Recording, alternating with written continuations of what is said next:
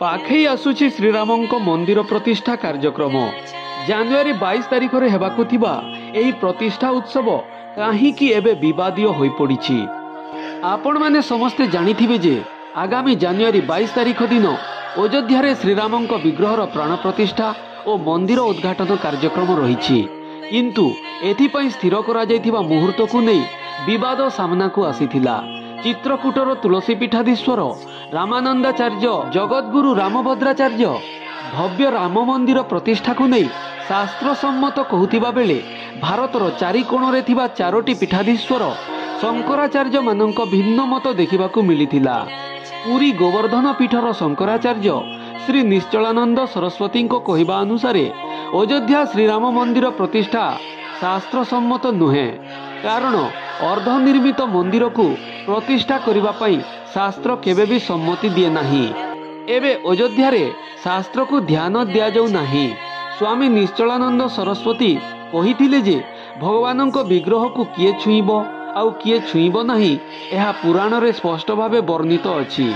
जदि विधि अनुसार विग्रह रे प्राण प्रतिष्ठा करा न जाए तेबे देवी देवता क्रोधित होइथांती ओ सेमानंक तेज दर्शनकारींक पई अशुभ तथा क्षतिकारक होइथाए। उत्तराखंडर बद्रिकार ज्योतिर्मठ बा जोशी मठर शंकराचार्य श्री अभिमुक्तेश्वरानंद महाराज मध्य समान मत व्यक्त करिसंती।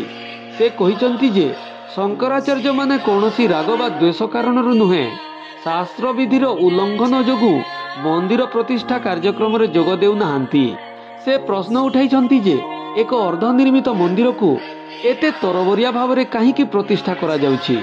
आमर पाखरे वर्तमान समय अछि मंदिर को संपूर्ण भाव निर्माण करा जाऊ, तापर एहार प्राण प्रतिष्ठा उत्सव अत्यंत धूमधाम रे करिबा उचित।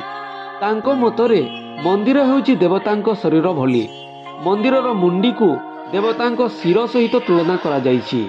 आउ जदि मंदिरर शिर न थाई केवल मुंड विहीन शरीर सदृश अर्धनिर्मित मंदिर को प्रतिष्ठा करा जाए तेबे ताहा शास्त्रोक्त विधि अनुसार होई पारिबो नाही ओ एहार कुफल समस्तंकु भोगिबाकू पड़िबो।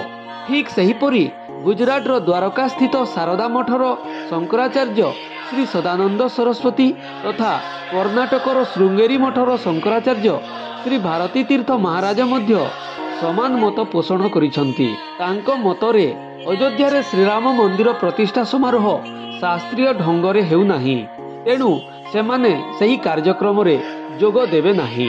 एपटे अनेक साधु सन्थ एही अर्धनिर्मित मंदिरर प्रतिष्ठा को विरोध करुथिबा बेले शंकराचार्य स्वामी श्री अभिमुक्तेश्वरानंद सरस्वती एहाको एक दिव्यांग मंदिर नाम रे नामित करिसंती।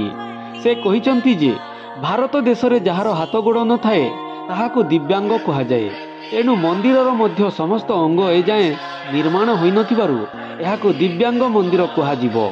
श्रीराम मंदिर प्रतिष्ठा को नहीं वर्तमान अनेक उत्तेजना देखा देइछि। शंकराचार्य मानक मत को अनेक साधु सन्थ दृढ़ समर्थन करिथिबा बेले केतेक रामानंदाचार्य एहाको खंडन मध्य करिसंती।